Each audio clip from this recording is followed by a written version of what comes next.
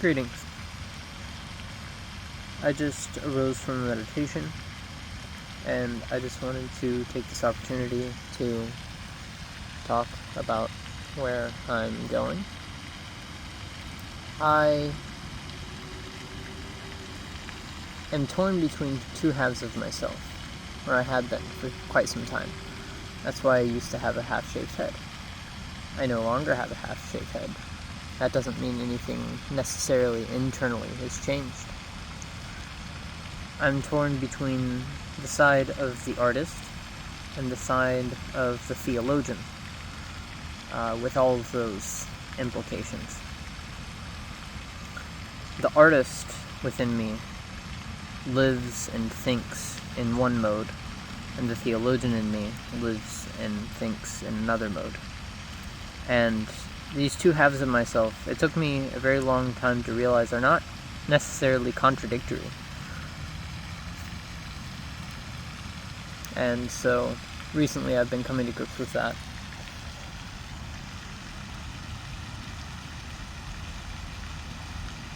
One of the things is I spend a significant amount of time studying everything I can get my hands on.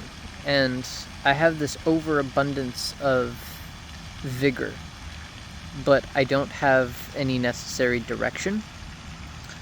And that becomes problematic for me. For example, I want to make a video. I've been wanting to make a video for so long. I want to make so many. The direction I want to take my channel is I have an entire library of books. Each one is an unfolding of its own self-contained thought system. And the thought system of Thomas Aquinas is fundamentally different than the thought system of the Zohar, which is fundamentally different than the thought system of the I Ching, which is fundamentally different from the thought system of Whitehead, which is fundamentally different from the Bardo Todo, which isn't the Lamrim, which isn't the Abhidhamma, which all three are Buddhist, but very different sects of Buddhism, let alone the Pali Canon, of course. And then you have the Bible is interesting because it's what I've come to call the Tanakh with the transgender strap-on of the New Testament. Because I am Christian and I love Jesus. That does not in any way get rid of the hatred that I have for Christianity as a historical force and the general direction of colonizer, oppressor that is represented by the white Christian American male, which I myself am.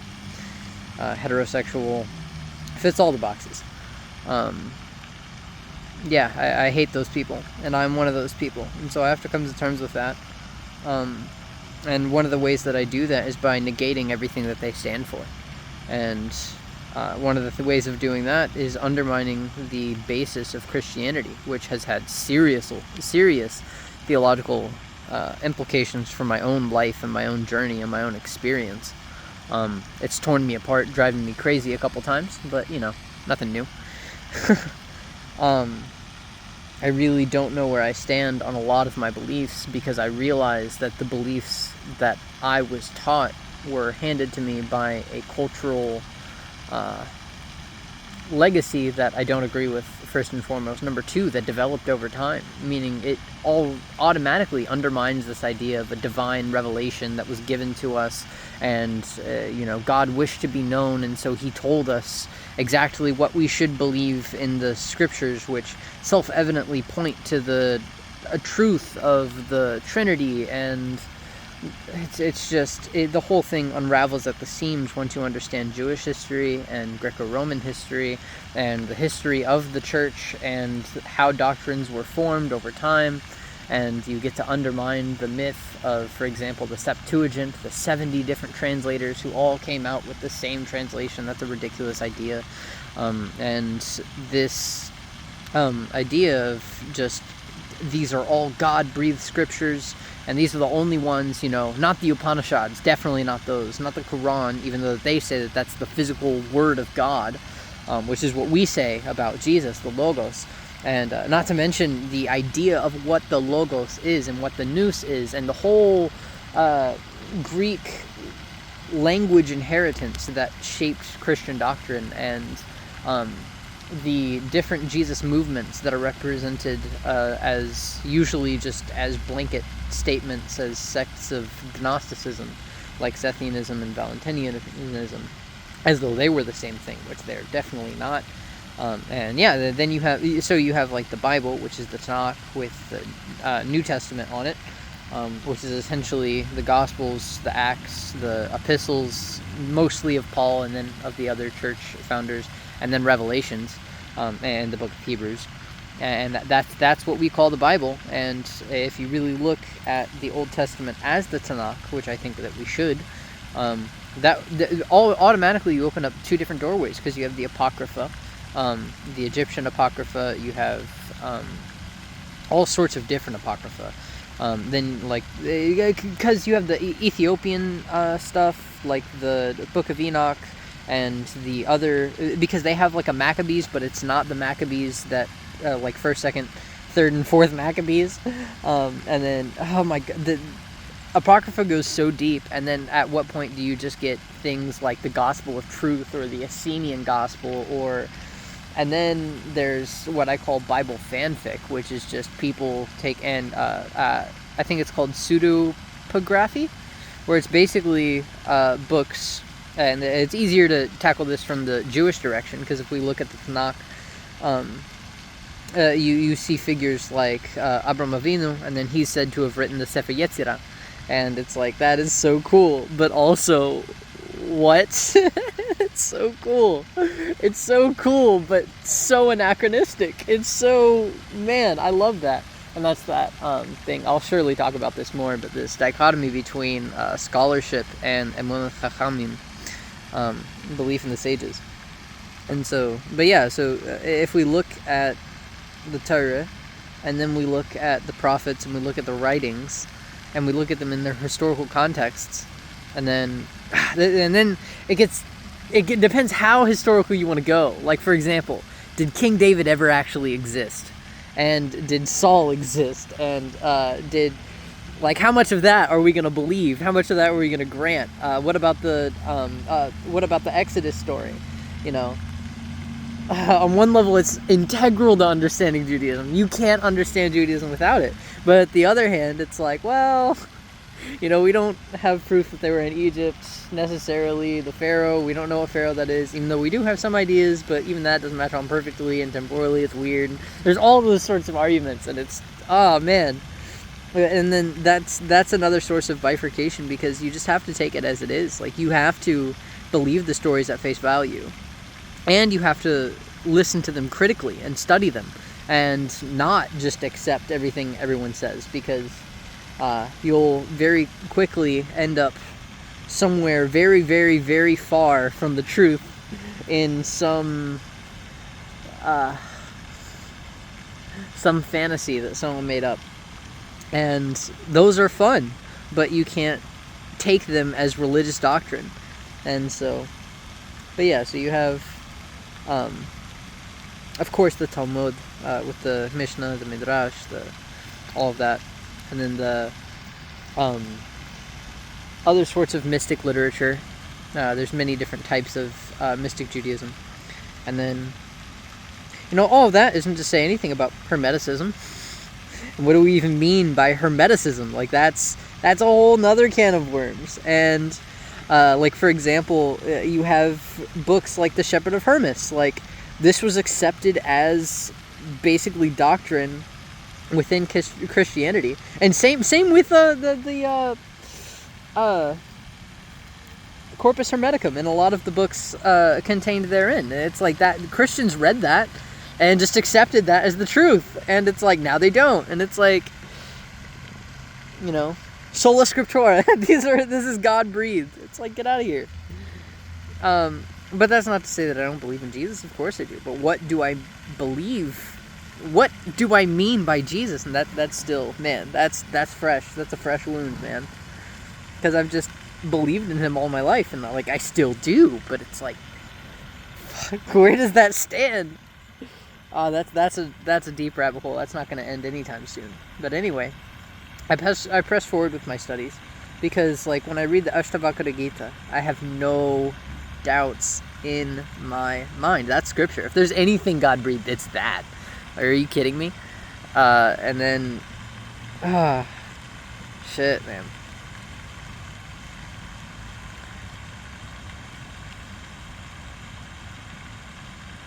Anyway, so I study all of this stuff.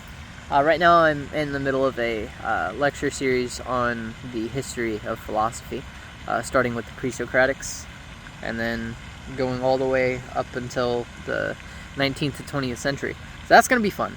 I already finished a series on Judaism and a series on Christianity, the history of both of those. The history of Judaism starting after the Second Temple period, which I realized very quickly I need to at least go back to the First and Second Temple period, like before the fall of the Second Temple, the destruction of the Second Temple, because I need to know what was happening in that time, because that's integral to understanding what happens afterwards. Because you do have this thing where you have before and after the exile, the Israeli exile into Babylon, and through studying Jewish history and Christian history, because all of the, you'll see this when the video comes out, if it ever freaking does, because I've been working on it for 6 months, and I still have not even finished the script. But essentially, there's this 1,300-year gap between Shimon Bar Yochai and Moshe de Leon, who both of those supposedly wrote the Zohar. So what do we do with that information? Like, how do we deduce that? And so basically, I had to explain the historical context in which the Zohar arises, or at least arrives on the scene, where we see it in 13th century Spain. And so, you know, a lot of that is, the first half of that explanation, you have to stay within Jewish canonical history, and that's the Emunat Chachamim side, where, you know, you're talking about Avram Avinu writing the Sefer Yetzirah, and like all that stuff. But there's the other side where it's like, well, you have these Neoplatonic forces, you have Zoroastrian forces, you have Christian forces, you have Muslim forces, you have Gnostic forces, you have all of these different sides which are influencing and leading to this general cultural moment, which I would say peaks in the Zohar. Like, that's a culmination of all this other stuff that's going on, and it's very clearly in dialogue with its time. And so you have to balance those two sides. But anyway, so in order to study that, first I had to study the Jewish history and the Jewish belief about these things, and then I had to study what was happening in the Middle East for those 1,300 years and what was happening around it, and where were these ideas coming from, and how are they interconnected, and how they weave their way in. So I had to study all the influences, and one of the main ones was Christianity, because, like, for example, I was wondering why, because you have this thing where people, during the writing of the Zohar, people are being brought to Spain for a translation project, and that's how we get Moshe de Leon there. But just a couple generations later, you have it's the teacher of Isaac Luria. It's the it's basically Cordovero. You have Cordovero, who moves from Spain to Tzfat. And well, why does he do that? Well, because they're persecuting Spain. Well, why are they doing that? Well, the Alhamdi decree and the Crusades and all that. And it's like, why were Christians doing that? And so I couldn't, because they're massacring them. It's absolutely despicable what they're doing. And I'm like, why would they be doing that to the Jews? Like, there's no reason for that whatsoever.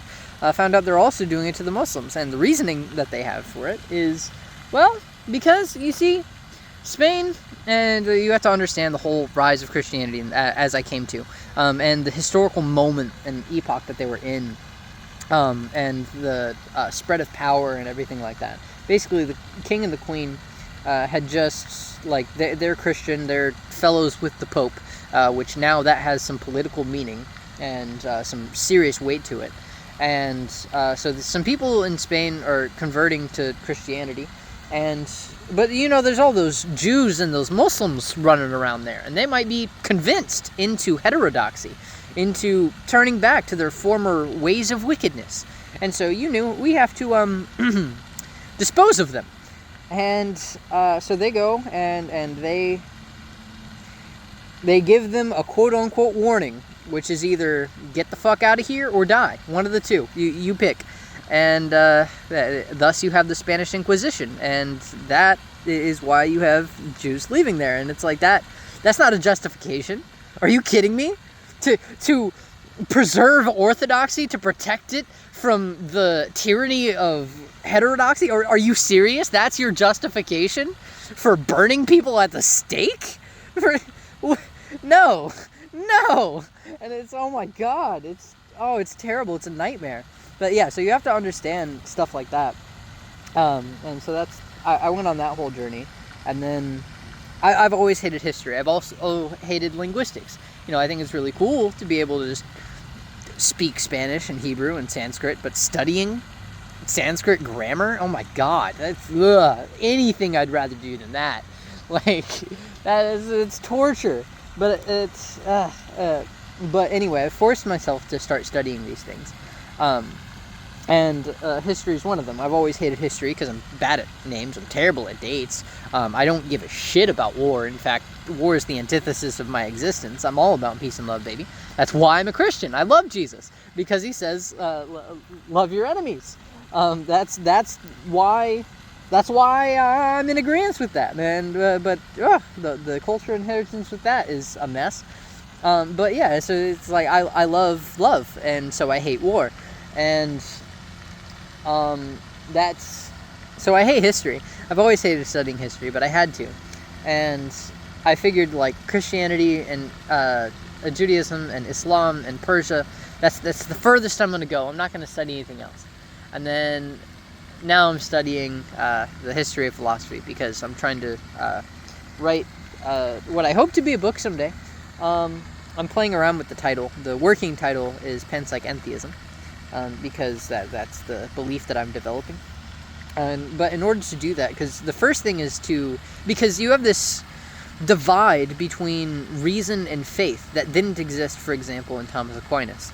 It does exist nowadays. Where did that come? Well, around the 18th century. You have, like, for example, the Darwin and Wallace theory was dubbed Darwinian evolution because Wallace was a mystic, and they didn't like mystics. Likewise, you have figures like Giordano Bruno, you have Kepler, you have Calvin, you have all of these things which are, like, representing this split between Christianity and religious thought and faith, and then scientific empirical reasoning, which we can really trace all the way back to, like, Democritus. And so, yeah, I'm studying that, and I want to heal that, because I feel like we definitely threw the baby out with the bathwater there. And that there is, like, for example, the belief in God. And one of the things I want to prove is that the idea of, like, for example, the Sky Father, the man in the sky who will judge you after you die, who will judge you for your sins, and who revealed the laws, the 613 mitzvot, to Moshe Rabbeinu, except they don't view it in that holy context. It's just Moses, and, he sent his son Jesus to die for our sins, and that idea of God, which is just another iteration of Zeus and of Odin and of Ra, and just another one of these folks. Like, these are obviously coming out of, like, if we're gonna give them any dignity in science whatsoever, it's gonna be under the title of Jung, who at least gives them archetypal figures within the collective unconscious. That's the highest view you're gonna get of that God figure. Other than that, it's just some fabrication that was made up. It's the opiate of the masses. It was made up to control people, to get them to give you their money. And so it's a social institution that was based on ignorance. It was based on it was a cult. You get all these views of religion and science, and it's like that idea of God is not what the mystic worships when he says God. Like, when I say God, I mean something more akin to the essence of reality as such. And so we could say, like, the search for the grand unifying theory in physics that unites, like, basically quantum gravitation. That is a search for God. If you're going by what someone like Meister Eckhart means by God. And that is just such a foreign idea to the Western mind. We're so far gone. I'm trying to replenish this damage. And then from there, healing the border between the East and the West, because these are artificial categories. And it's, number one, you have to nuance what you mean by East, and then you have to nuance what you mean by West, and then you have to nuance what you mean by East. Because we think of the East as one thing. We'll lump in happily, easily, Taoism, Buddhism, and Hinduism. And anyone who's spent any amount of time studying scriptures from those three are like, no, aside from Ram Dass, those things do not come into accordance. Like, are you kidding me? Those systemologies are so complex and so different. Like, Buddhism rose out of Hinduism in the same way that Christianity rose out of Judaism, and it is equally as distinct. Like, are you kidding me? And so it's like understanding all of that and trying to explain that to someone who's never read it and who doesn't understand. And so I'm trying to explain ideas of what God is and ideas of evolution and of physics in the same book and under the same heading. And really I'm picking up, oh dude, I've been diving into Whitehead. That's actually why I'm studying the history of philosophy, because Whitehead, I picked up his process philosophy, and I started listening to a lot of footnotes to Plato. Love that dude. Dude, I need to have a conversation with him about a lot of things, but there's 2 points in particular that are semi-related. I need to talk to this guy. I hope I can organize that, because that would be an amazing conversation. And it wouldn't just be like a cool, like, conversation, oh, look, I was on his podcast or something like that. I get to talk to this human. I would love that. But the other aspect is I have genuine things that I need worked out that I'm not going to be able to work out until I have a thorough understanding of Plato. Whitehead. And it's going to take quite some time before I can do that, because Whitehead was a literal mathematician before he became a philosopher. And so his theories and his thought system is so technical, and oh my gosh. And so Whitehead's a trip, and so I would love to just get the download of talking to this person about specific questions and getting some answers. I would love to do that. But barring that, I'm studying the entire history of philosophy so I can understand the dialogue that he's in, like with Hegel and Kant and all of that crowd, because like I know some basic names there, but I don't essentially know anything more than they're talking about the individual consciousness. Number one, this is one of my biggest problems, hopefully I don't bifurcate here, this is one of my biggest problems with consciousness and talking about it in the West, is we don't seem to understand what consciousness is. Number one, no one has a common definition of what it is, because consciousness for Kant and consciousness for, I don't know why I want to say Plato, not Plato, Whitehead, and consciousness for Hegel. These are 3 different ideas of what consciousness is. And this is one of the things, like when we talk about the hard problem of consciousness, how does consciousness and sentient beings arise from innate matter? Like, that comes from an atomistic worldview of innate matter, of nature as not alive. And that's, for example, not the way that Plato viewed it, and like it's the way that Aristotle viewed it, if anything. And I feel like we can really see this divide, or like this just plays itself out time and time again through history, where you have like materialism versus idealism. That's what we could say. One embodied in Plato, one in Aristotle, and science followed Aristotle, and mysticism followed Plato, especially Plotinus. But it's like those aren't necessarily separate, and so that's one of the main things I'm trying to do with the book. But one of the things is like the hard problem of consciousness is a question wrongly put. It presupposes a mechanical worldview that is innately dead, and that's just not the world that we find ourselves. Like, look at the world that you see right now. Like, that's not a dead world. Like, if you look at the species of grass that are present right here, and I have a friend who's a ethnobotanist, he's, like, really freaking cool. He can tell you about what's going on in the soil right now with the microbes, and then he can tell you about, like, what these specific types of plants are doing from the environment. He can tell you which ones are invasive, which ones have been planted by humans, and then which ones are native, and then in the native context, what they're doing, what would happen over the course of a few hundred years if you let it grow to its own process, how forest comes into be, the first, second, third generations of forests, the purpose of fires, and then the purpose of lichen and microbiomes and mycelial networks and how they communicate nutrients. All that shit's happening right here. And, like, right there in the lake, there's so much, like, the dead fish create such a nitrogen-rich environment for subaquatic plants and stuff like that. And then you have the, like, essentially amphibious plants who are, like, both, like lotus flowers. And then all of this, and, like, the universe is alive. There's no freaking question about that, for me at least. There's no... And this, oh, man, this is so... it goes into so many different things. But, so... That's one of the things. Like, we live in a living cosmos, and so I don't think that... And so the normal answer to that is panpsychism. Everything is conscious. Well, it's like, number one, you have to seriously nuance what you mean by consciousness, because if we're going to say consciousness is innate, well, we can't be talking about, for example, sentience. We might be talking about something like experientialism, but we're not talking about a sentient agent, sense of I am, an individualized mode of consciousness. It's not a subsistence, it's a substance. And so, but it just gives rise to so many different things. And so, and I feel like an understanding of God is the nature of all things, and recontextualizing of what God is, first and foremost.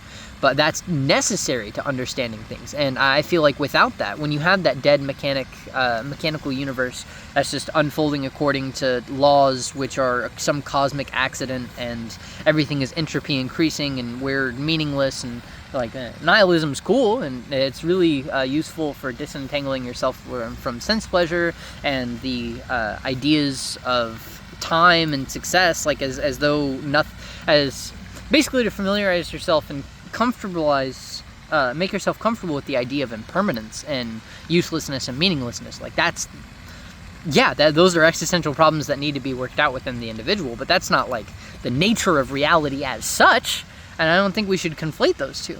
But anyway, so that's what the theory is here to combat. I'm also experimenting with the idea of monistic panpsychentheism, where it's that from which it arises, and that what it arises as are only manifestations of the unmanifest, and therefore there's only one substance in reality, and so there's only one thing that exists, the alone existent, the self-evident truth, and all sorts of interesting ideas there. But yeah, so a lot of this, as I was thinking about this, I came into thinking about Whitehead, and I have some questions that I would like to ask the footnotes to Plato Human.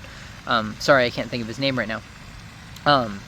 But aside from that, I'm just studying the history of philosophy so that I can understand Whitehead and his process, philosophy and theology. And also, but with that, it's like, I hated studying history, but I forced myself to, for Judaism, Christianity, Persia, stuff like that, and that was like the farthest I was going to go. And then now that I'm doing this, it's like, fuck it, open up the floodgates. So then I'm going to study the history of science, I'm going to study the history of mathematics, I'm going to study the history of art, I'm going to study the history of Egypt, I'm going to study the history of Asia, and when you just say things like Asia's so huge. Like, the American conception of Asia is not Asia. It's not all just Asia. Like, there's so many different Asias. And so, anyway, I'm going to study as much as I can about that. Like, for example, one of the things is you have the arising of Buddhism in Nepal, and then you have it spread to China, you have it spread to Tibet, you have it spread to Japan, and the way that they evolved in those contexts, and the different sects of Mahayana, Theravada, and Vajrayana, and the different sects within those. And so you have, that's just Buddhism. But aside from that, you have like the evolution of Confucianism and pre-Confucian stuff like that. You have the rise and fall of kings and dynasties, emperors and dynasties. Then you have like it's a deep rabbit hole. And then, the history of India. How do you get figures like Shankara? What are the prerequisites and historical basis of Shankara? And then Ramanuja and that whole thing. Then you have, the history of Russia and how Orthodox Christianity got there and how it plays such a predominant role. And there's so many different things to study, and history is such a great basis because it's like this skeletal framework upon which you can place the adornments of Neoplatonism, like the thought system of Neoplatonism. Well, first you have to understand Plotinus and historically and contextualize him within Greece and the modes of thought there. And so you have to understand Plato in order to do that, but you have to understand the pre-Socratics to understand that. And then you have to understand the geopolitics of the meeting of the Indian, basically you have Indo-Europe, because you have things like the Vedas, which are thousands of years old, and you have things like the Torah is interesting, but because it's very clearly an old, ancient text. But there's we'll just get less controversial. The Numa Elish and the Vedas are very, very different, but they're very, very old. And so the reconciliation of those two and the meeting of those two types of worldviews is one of the preconditions for philosophy, because you have people operating under different first principles, under different understandings of the world. And that's like one of the origins of philosophy and thinking, of when you have those basic presuppositions challenged, the things that you don't even think about. When you're confronted with someone that believes something different, you have to really define what you believe. And really almost all of philosophic and religious history can be that problem concatenizing itself throughout history. Of you have Judaism, and then from that you get this heterodox little sect out there called Christianity, which isn't called Christianity at first, but then you have Paul, and then Paul takes this not only as a sect of Judaism, but something to go out to the entire world, to the Gentiles, and then it becomes its own religion. And then after it becomes its own religion, it's persecuted by Rome for 300 years, but then afterwards, they with the conversion of Constantine and with the institution by, I think, Theodosius, it's the state religion now of the people that were once persecuting it. Well, it needs to be, if we're going to have it the state religion of Rome, of all places, and we're using it as a monotheism to promote monarchy, we have to define what this actually is and what this means. And of course that has political influence. That sort of crystallization of the doctrine is going to have political influence when it's for that purpose. And it's going to be politically motivated. And so you have that, and that comes to be, you have all of the not the Nicene councils, like obviously that, but the ecumenical councils, and then the non-ecumenical councils, and then from there you have the arising of Catholicism, which is like the universal church. But this is never even from the very beginning, you have the divide between like Peter and Paul, which are two different modes of Christianity, and let alone the different Christianities that spread out of that after Jesus was crucified and or resurrected, and the different beliefs that stem from that, and the different ways of interpretation of how we should live our life in light of that. And but so there was never one Christianity, there was never one church. And so this becomes evident when you have the schism, the great schism over the Filioque clause, and then that separates Eastern Orthodox from Roman Catholic.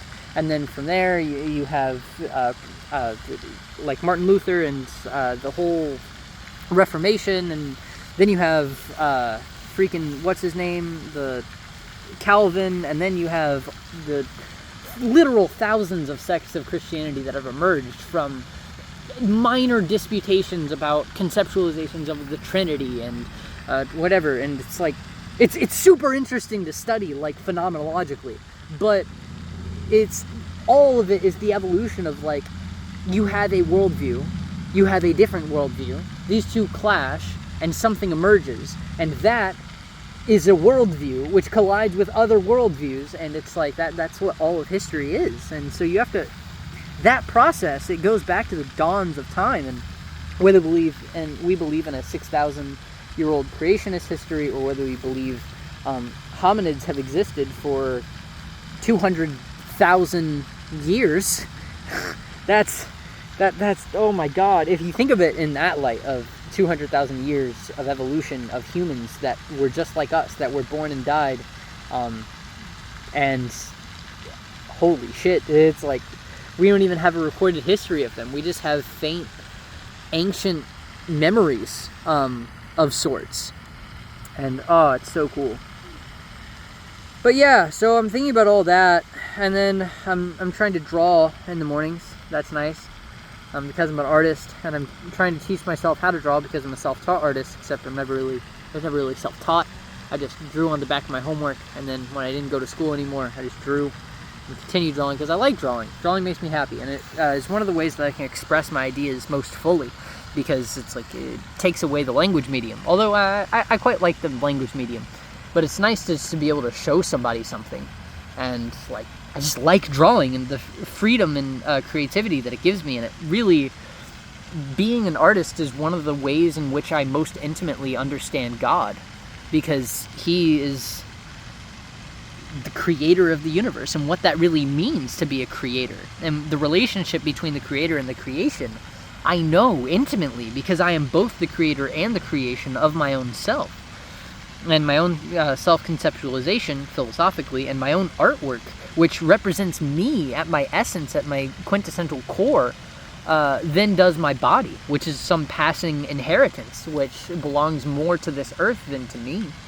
And so I'm doing all that, and I'm trying to monetize that, and then monetizing these things and studying them / doing them for your own endeavor are two completely fundamentally different things. And I wish they weren't, but they are. You have to, self-promote and advertise, and you have to, like, sell. I don't want to sell what I'm doing. Are you kidding? Like, I love what I'm doing, and I just want to do it for the sake that I love it. But I have a full-time job, and I have to have a full-time job, which occupies a significant amount of time and energy and resources that I could otherwise be devoting into doing art and philosophy, but I can't because I have to pay my bills, I have to pay my taxes, I have to exist as a human being on this earth. And so if I want to have the resources and time to devote into doing art and philosophy and theology and comparative systematic studies, then I have to be able to be making money off of it somehow. But if I'm doing that, well, in order to do that, I need to monetize it. And monetizing in some way, like, you have to be so careful, because it's so easy to sacrifice quality in the same for the sake of quantity, or for the sake of, like, stooping down to what people want as opposed to what you want to teach. And you do have to make compromises like that, and I understand that, and I'm fine with that. It's just for this long, I've been self-directed of what do I want to study, what do I find interesting, and turning that off it's like leashing a wolf. It's like, what do you mean? Like, you can't tell me where to go. I tell you where to go. I'm your muse. Are you, like, what do you mean? My muse is what inspires me to study. I can't tell it where to go. It tells me where to go. But oh man. And so making videos is also very hard. You have to script them, and they can't be too overly formally scripted. And I have to think about how to do that. It's fun. It's just also a pain in the ass, and it's very not rewarding, at least at my stage, with my 81 subscribers, which I'm very appreciative of everyone who subscribes to this channel. But it's like I'm trying to take what I'm doing into a different direction, and I'm trying to get more people to see it, not so that I can be famous or anything, just so I can spread this information to have a community around it and find other people that I can talk to about it, and so that I can feel secure in it, rather than it's just something I do on the side. And likewise with art. I love art with all of my heart, and I want to do it. It's just really hard when I don't live in a society that promotes art and artistry. And then, that has nothing to do with my own personal life. I have a life outside of work, whether it be the hobbies that I'm trying to turn into passions that I'm trying to turn into a job, or the physical, actual job that I have that makes me money. Aside from that, I have mental health. I've got to meditate. I've got to do my stuff. And like my own spiritual life. And then aside from those, I have a social life. I have, like, I'm not just doing this all the time. Like, I like spending time with my loved one. I like spending time where I'm not thinking about this, where I'm just living a life and being a person and going outside and not thinking about the great final end. And it's so interesting. But yeah. I think I'm going to cut it off around here. Damn, 40 minutes already. It's just... This is the type of thing that I've been thinking about. And so, yeah, I'm trying to move my channel more in a direction, and I'm setting up a second channel, and how I'm going to divide the two different types of content is still a question in my mind. But, yeah, I'm wanting to move in the direction of working through the thought systems of different thinkers and laying them out systematically. Like, what are the worldviews? What are their views of the afterlife? What are their views on God? What are their views on reincarnation? What is the theory of the soul? How do the different planes of existence work? Are there different planes of existence? It's super complex stuff. And a bunch of simple questions that you need to ask of every thought system and allow it to lay itself out. And to draw maps of these spaces that they're describing, and use logarithms to map out their theories of astrology and see how their systems of time work, because they're usually self-coherent and consistent. And understanding like the Kalpa cycles and understanding the different like within Orthodox Christianity, as that's a very interesting one, because it's not the Apocryphon of John. It's I think it's St. John of the Cross or something. He lays out a theory of orthodoxy, and where he describes the solar cycles and the cycles of the heavens and everything, which is obviously the opposite of a heliocentric model, basically Earth at the center, and then so it's evolving from this Greek idea. As opposed to the Enochian, like if you look into the Book of Enoch, he describes the stars in the way that works. Like that's a whole astrology, not in the divinatory sense, that as well, but in the ancient astronomy sense. Like, how did these views, that's a whole thing, and their theories of alchemy, because everyone has something to do with alchemy, at least in the West, and even in the East. And so, and not just alchemy strictly of, like, man, once you get deep into the weeds of these and really fine-combing and seeing the thought systems as they evolve through time, as they exist within individual thinkers, how they differ, how they're similar, all of these are super integral, and they're fun, and they're things that I want to explore systematically. It's just the amount of time that takes, and the amount of energy, and the amount of work, and not to mention the infinite regress problem that I run into, where in order to explain one thing, you have to explain all of its prerequisites. But in order to explain the prerequisites, you need to understand the context in which they arose. In order to understand that, you need to understand the causal prerequisites for that, and it just goes on and on and on and on. That's why I'm studying history, to get this skeletal framework so that I can talk about it, so that when I talk about Augustine, I can just reference the time and just insert the historical context of St. Augustine here, and then now here's what he actually has to say for himself. And likewise with Albertus Magnus, and comparing him to Thomas Aquinas, and then how Pico della Mirandola argues in his 900 theses against that, and that whole stuff. It's like, with each of those figures, you need to understand where they are, but if you go through a historical model where you can cover the main things, the main people, and then even if it's not within those main people, like, even if who you want to cover isn't one of those main people, you can say, oh, well, they're contemporary with, I don't know, Agrippa. They're contemporary with Agrippa, and so you automatically have an understanding of, like, what's going on in the Dominican Church at the time, what's going on with Agrippa. Like, if you're referencing him, he probably has something to do with him. And so then you can kind of give a brief overview of this person, their life, their biography, what they were doing, what thought system they contributed to, and so. But it's just this infinite regress of, in order to talk about any one thing, you have to talk about so many other things, and it's so complicated. And then also I want to do a thing, like I don't know Hebrew, but I've been learning Hebrew for 2 years now, so it's out of everything except English, and so my levels of mastery over language goes obviously English, the one I'm speaking to you now, then Spanish. I'm not really great at Spanish, but I've been around it the most in my life, so I can understand a lot more that I can speak. I just can't speak that much, so I'm trying to learn how to actually speak it.